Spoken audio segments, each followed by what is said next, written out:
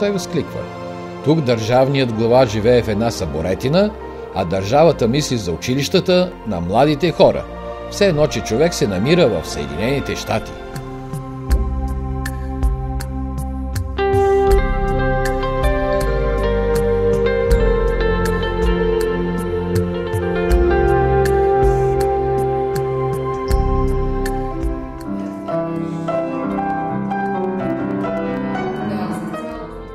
Пловдив днес е един от големите европейски университетски центрове.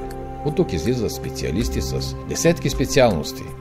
На студентските скамейки седят не само българи, но и момчета и момичета от близки и далечни страни. Защо си избрал да учиш в Пловдив, а не някъде другаде?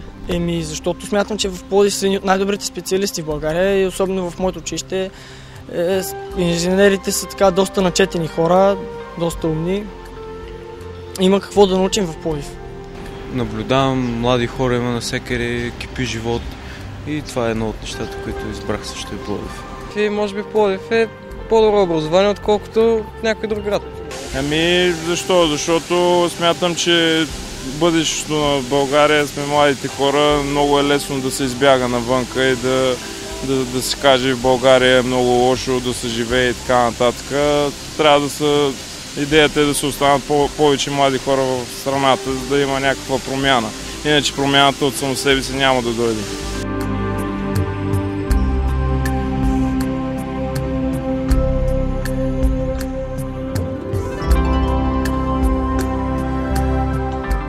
Наричали са този човек министър на цветята. Люсиен Шевалас, швейцарец, създал първите модерни паркове в Пловдив, озеленил тепетата, пренесъл екзотичната хризантема в Европа. Дали това цвете не трябва да стане емблема на града? За да почувствате Пловдив, трябва поне да минете през този парк и да седнете за малко край езерото. Така както прави всеки пловдивчанин поколения наред. Днес има и по-величествени гледки. Тази гребна база е с олимпийски размери. Тук се провеждат световни и европейски първенства. Градът е домакин и на европейски първенства по други спортове. Да се върнем обратно в историята. Тук на върха на Небет-тепе е едно от първите заселища. Седемте хълма и реката и днес са част от герба на града.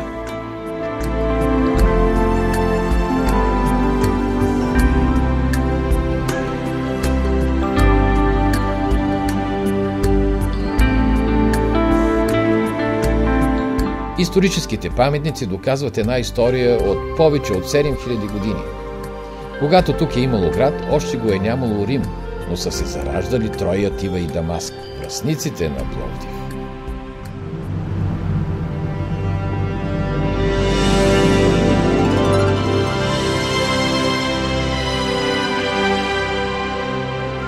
Най-новият паметник на Кан Крум, владетелят, който пръв прави Пловдив български град. Едно нещо историята постоянно утвърждава, че нещата първо стават в Пловдив, а след това само се повтарят.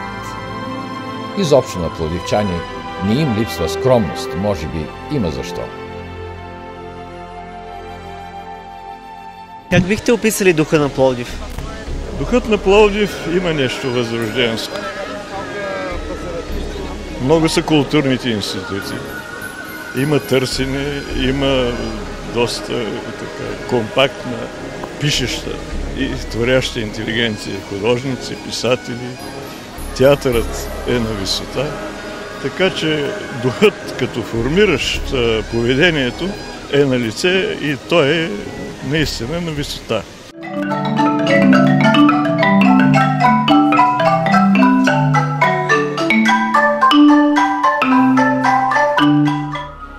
Неповторимата пловдивска атмосфера създава истински творци.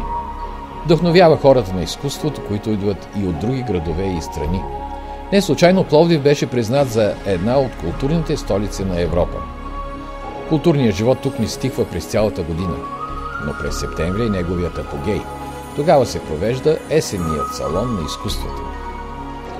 Към постоянните галерии на големите пловдивски художници от близкото него се прибавят десетки изложби на най-интересните творци от днешния ден.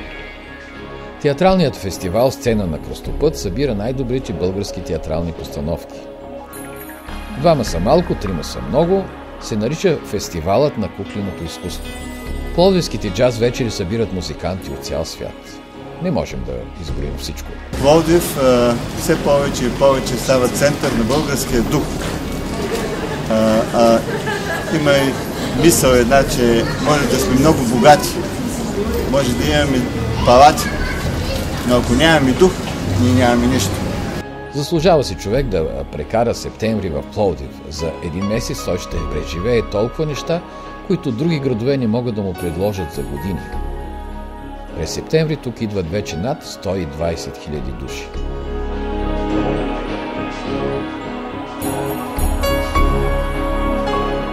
От празниците на духа към празниците на материята. Кадри от последния есенен международен панаир.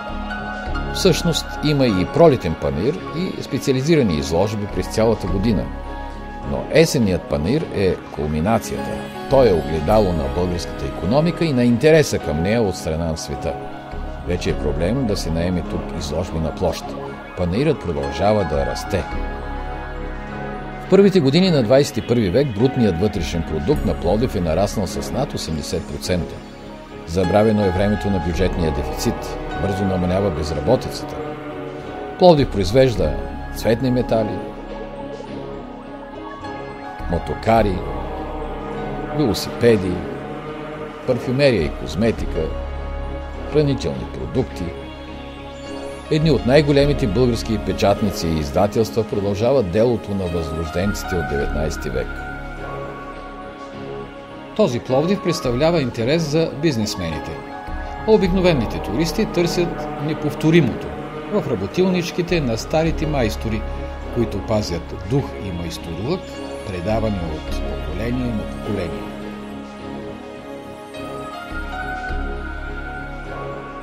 Пловдив е включен в Асоциацията на големите градове в Европа. Носител е на приза на швейцарското ваканционно изложение "Музей на открито".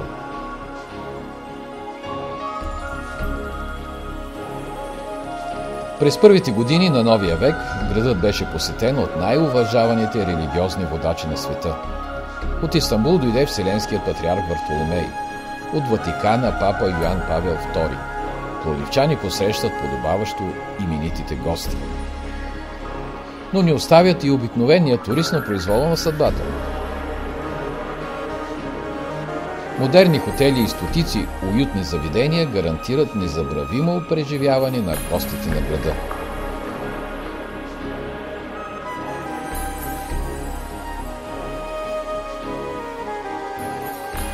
И повечето се връщат отново тук.